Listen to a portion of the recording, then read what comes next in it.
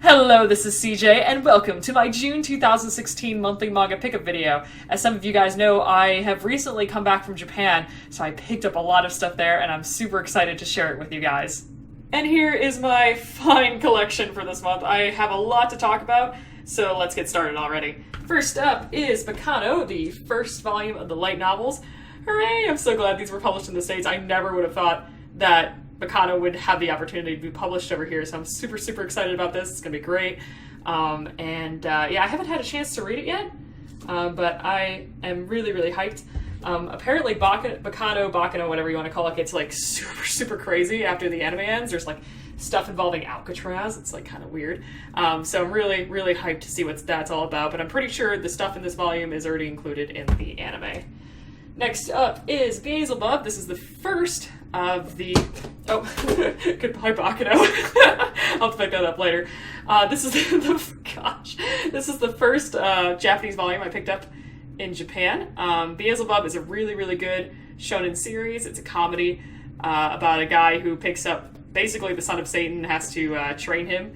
You can see on the back, the baby's naked. He is naked throughout the entire manga, which I have a feeling that would be why this manga was never published in the States. Just too much controversy. In fact, I'm kind of surprised that Assassination Classroom was ever published because of similar controversies with that one. More or less violence than nudity for that one, though. But yeah, it's good, and I wanted to support the series since I couldn't here in the States. Next up is Claymore Volume 1, and this was actually suggested to me by a Patreon supporter, Sean. Thank you so much, Sean.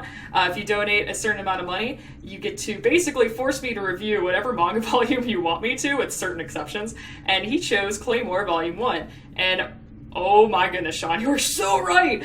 This series is incredible, and it's got an amazing heroine. Then again, I don't know if you could really call her a heroine. She's very dark and mysterious, but I absolutely adore Claire. I really liked this manga volume. It's kind of interesting because this was published in 2001, and you can kind of tell that it's aged a little bit, but it really, I mean, by today's standards, this isn't bad at all. In fact, it's really entertaining, and I know a lot of people love Claymore, so I want to read more to really give a better opinion on what I think of this series, because, one volume can say a lot, but, I don't know, however many more volumes the series has can say so much more. So I really enjoyed this. And it's actually kind of cool. With this volume, if you tilt it a little bit in the light, you can see that the title is glossy, and so are her eyes. Oh my gosh. That is so cool. Thank you so much, Sean. I really appreciate it. Next up is Dragon Ball, the something omnibus. It's the second to last omnibus. That's all you need to know. It's got Vegeta riding a motorcycle on the side. That's perfect. This is, I think, the second omnibus in the Majin Buu arc. I really have been enjoying reading Dragon Ball for the first time in manga format in these omnibuses. Honestly, it's a crime that I only got into Dragon Ball until now, but I'm really enjoying it. Some people don't like these omnibuses because they consider the pages to be too thin. I honestly don't care. I kind of just wanted to read the series as it was, and I didn't really need pomp and circumstance to do that. So if you want to experience Dragon Ball at a cheap price, this is definitely the way to go. And next up, Fruits Basket. Okay, so now you might be wondering why I'm getting so excited here, and it's not for a good reason. It's kind of hard to see with my webcam, so I'm going to hold it up like there and actually zoom in a bit. You see these marks? See that little black mark on here? This is not cool. See, okay, yeah, you can see here in the camera. See that little wet mark here? Yeah, this is not my fault. This is actually how the comic came in. Okay, I should correct myself. That's not how the comic came in. I did that trying to get a mark, an ugly mark, off of the back of this volume. And the same with this volume. This volume came in dirty as well. It has some, like, dirt on the cover. And again, it's kind of hard to see with the camera. Okay, you can see it a little bit better there. Because, yeah, it doesn't really show up on the camera too well, but this volume is super dirty. This came in an Amazon package. I got these omnibuses. I think I got this one for $13, and I got this one for $18, and they look really, they look terrible. I don't know. Actually, I know exactly what happened. I'm gonna show this volume really quick. We're not on Princess Jellyfish yet, but these three volumes came in the same package. Princess Jellyfish looks awesome. Know why? Because it's glossy. It's a glossy cover. These are paper covers. I love Fruits Basket. Don't get me wrong. This is my plug right now for Fruits Basket. It's one of the best shoujo series I've ever read. It's incredible. It's absolutely incredible. But if you want to read Fruits Basket, if you want to own Fruits Basket, and you're interested in these omnibuses, which are super cute, I might add. I mean, look at that. That is super cute. I mean, these are genuinely cute volumes. And I was super excited to hear that they came out, you know, they were coming out with these editions. I would say go into Barnes & Noble, you know, Books A Million, whatever bookstore you go to, and like actually look at the volume before you purchase it. Don't purchase these online. They will come in like looking like crap. So that's just my recommendation for you guys. I love Fruits Basket. I was very, very disappointed with these volumes though. Did not like them whatsoever. But as far as I can tell, like the part that really matters, the comic itself, it's good. It's all good. It's just that these covers, man, they could have been so good, and you messed them up. In fact, in Japan, I can show a picture here. I actually saw these in Japan, and they looked great, because they were like these like weird plasticky covers that, you know, didn't scuff up like this. Oh well. Oh, Fruits Basket. Why? Why did you do this to me? Next up is Hellsing, and this is actually a used volume I got because a friend told me to read Hellsing because he thought it'd be hilarious, and he was right. I'm Catholic, and the portrayal of Catholics in this series as the villains is absolutely hysterical, and I loved it. I know Hellsing is a classic. I know a lot of people like it, and I can see why. It certainly has aged, though. I can tell you that much. It really, really has aged. And if you're Christian or Catholic and you get easily offended by, like, negative or inaccurate portrayals of your religion, don't read this. Just don't read it. Next up is Hoseki no Kuni, or Kingdom of the Gems, and oh yes, oh, they're beautiful. Look at them. They're so pretty. This series is amazing. I mean, just look at these covers. Oh, they're gorgeous, and they sparkle in the light. Ah, seizure time. Okay. Especially volume 3. I've been wanting to own this volume for a really, really long time, and those few of you who have read Kingdom of the Gems, you know why I'm hype about this volume. This is easily the best part in the entire series. It's a very, very odd manga. I've heard people describe it as the Steven Universe of manga, and I would kind of agree. It's got similar elements to it, but they're very, very different enough that I wouldn't accuse either of the creators of copyright infringement. I mean, this series is incredible. I really, really wish that it would come out in English, but I mean, I don't think it ever will, and it's a real shame. I mean, just look at that art. Oh, it's so cool. This mangaka is absolutely incredible. Next up is JoJo's Bizarre Adventure, and yes, I got onto that JoJo train. I am a recent JoJo convert. I picked up the first volumes of parts 6, 7, and 8. Just because, I mean, I was in Japan, I had to. It's JoJo. These parts are never going to be available here in the States with the rate that the manga is being published, and it's kind of cute. I'll show you really quick. In part 6, I have a little bookmark of my favorite JoJo, Joseph. I got that from J-World in Tokyo. But yeah, these volumes are cool. They're just regular Japanese volumes, except for this one. This is like a special edition of part 6, which is pretty cool. And yeah, they're good. You know, it's Japanese. I can't read Japanese, so unfortunately I have to rely on scanlations. Although I will say for this one, for volume 6, it's super, super tiny. It's like, look at that. That is so tiny. But the page quality, again, it's hard to describe, but the page quality is really good. I mean, good enough where you can include this color art on the front there. But yeah, JoJo's awesome. If you're curious, my favorite JoJo is definitely Joseph Joestar. He is awesome. My favorite part is a tie between 6 and 7. I really, really like both of them for very, very different reasons.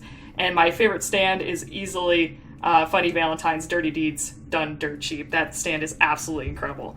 But yeah, so JoJo's great. I had to pick these up just because I was in Japan and I felt like it. Oh, look at that. All the little JoJo's on there. That's so cool. That's awesome. Next up is Noragami. If you were a huge fan of series like Inuyasha as a kid, and you like those like shonen-y shoujo type things where there was a lot of romance and, you know, action and that kind of thing, Noragami is definitely the one for you. This is a beautiful series. The art's great. The story's good. Highly recommend it for pretty much anyone. This series is really, really good. And the volumes are insanely nice. These matte volumes. I talk about them like every time I talk about Noragami, but they're really good. So, Yen Press, this is what could have been. Next up is One Piece. I have the green data logbook with one of my favorite characters, Miss Golden Week, she's so cute. And Buggy, of course, I love Buggy as well. And the reason I got this book in particular, I actually got for like $2 equivalent used in Japan, is because in the back there's like some concept art for some of the characters. Like, that's super, super cool. And I really, really wanted to own that. Yeah, this is definitely a must pick up if you're a One Piece fan, just for those different concept sketches. The rest of the volume, I can't read it. It's just information on the series.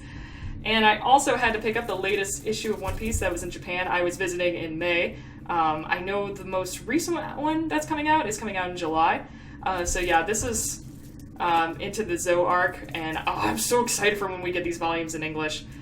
This part of One Piece has been absolutely incredible. I love it so much.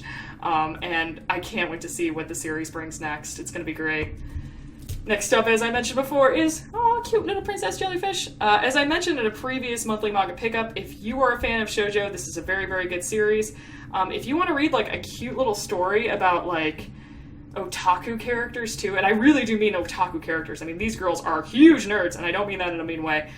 This is definitely a series for you. I absolutely adore it. The art is super cute. It's kind of misleading, this cover. At least one of these characters is not like this at all. But yeah, I highly recommend Princess Jellyfish. It's a great series, and I've been absolutely adoring it so far. Next up is probably the last of the perfect editions of Sailor Moon that I ever will pick up. As most of you know, I went to, or rather, as the Sailor Moon fans know, I went to the Sailor Moon art exhibit in Tokyo, Japan. It was beautiful. I really, really enjoyed seeing the original manga art there. In fact, I'll even show you real quick. I got to see this painting, like, for real. Like, I got to see this one, and I was just like, I felt like crying. It was so beautiful. But this is probably the last one I'll ever pick up. Stars is my favorite arc of Sailor Moon, and I really only wanted to own Stars in Japanese and certain other volumes. I should clarify, these editions will probably never be released in the States, so I wanted to own these Japanese volumes, not just necessarily Stars in Japanese. But yeah, these volumes are very pretty. It's kind of hard to tell, but they sparkle, and they're really, really nice, but we'll probably never get them in the States. Oh well, here's hoping. Next up is Silver Spoon. Now, I actually have never read this series before. It's by one of my favorite authors, Hiromu Arakawa, the author of Fullmetal Alchemist, and now the manga adaptation of The Legend of Arslan. And I hear this series is pretty good. It was one of the best-selling mangas of all time. So, I mean, there has to be something good in here. I am super excited to check out this on Scanlations and wanted to support it while I was in Japan. So at least I feel like somewhat not guilty doing the Scanlation thing. I really, really want the series to be published in English, though, and I'm kind of surprised that it hasn't been. Get on it, somebody. Kodansha. Not Yen Press. Next up is Teppu, or also known as Iron Wind. This is another series that will probably never be published in the States, and it's really, really upsetting that it won't. It's about female MMA fighters. It's absolutely incredible. If you're a fan of sports manga, definitely check out Teppu or Iron Wind. You will just be amazed. It's really, really good. Yeah, it's just awesome. That's really all I have to say. And finally, we have Yotsuba, Volume 13. What a wonderful series. I love Yotsuba. Who doesn't love Yotsuba? If you don't love Yotsuba, leave. Leave my channel. No, I kid. All are welcome. Yeah, it's good. This one, was another fun sort of like, how do I put this the right way? I don't know, it was just really cute and enjoyable. I really liked it. Yeah, definitely check out Yotsuba if you haven't checked it out already. And here are 4 American comic books that I could not include just because I couldn't fit them. First up is Bombshells. It's based on the artwork that was going on a few years ago with DC. It's alright, it's pretty good. It's a creative twist on what, the DC superhero line could have been. Next is the last volume of Fables. This is just, I love Fables. If you're a fan of like stuff like Once Upon a Time, or twists on like fairy tales, like darker interpretation of fairy tales, you would absolutely adore Fables. Fables is just, it's so good. Play The Wolf Among Us if you're interested in this series, and also like video games, like Telltale video games. It's a really, really good way to get into this series. And Fairest, a Fables spin-off, I picked up a volume of that. Do not read this unless you finish Fables. There are huge spoilers in Fairest. Don't do that. And I also have Radioactive Spider-Gwen. I'm really enjoying this. I'm a huge Spider-Man fan, especially like the old school Spider-Man stuff, stuff with like Gwen, stuff in like the late 80s and early 90s too. So I was very excited to pick this up. It's okay. It's not the best comic I've ever read, but if you're interested in like alternate universe Spider-Man stuff, this is definitely a volume to pick up. I'm actually filming this bit a day after I originally filmed this video because I can't believe I forgot to include these in the video. How could I forget to include my issues of Shonen Jump that I picked up in Japan? I mean, look at these things. This is awesome. This is actually what Shonen Jump looks like. It's pretty cool. Let me go ahead and show you guys really quick. This should give you some perspective on how hard it is for people to scan like weekly chapters. So I'm going to try to go to a spoiler-free page here. Okay, this is spoiler-free enough. So this is a page for My Hero Academia, and you can see, like, that's not my camera. That's really how, like, faded it is. It's basically, like, newspaper quality, maybe a little bit worse. Now, I am not going to give One Piece spoilers, because I know a lot of you guys haven't caught up to One Piece, but these two particular issues for One Piece are, oh my gosh, they're super hype. To be vague, I will just say this issue introduces two very important members of the Germa 66. You know what I'm talking about if you've read One Piece. And this introduces, finally, or rather gives us our first appearance of the villain of the current arc. So yeah, both of these issues were very hype. So I'm super excited that I picked them up. Thank you so much for watching my video. If you haven't already and you want to, please like and subscribe. It would really help me out. And until next time, this is CJ, signing off.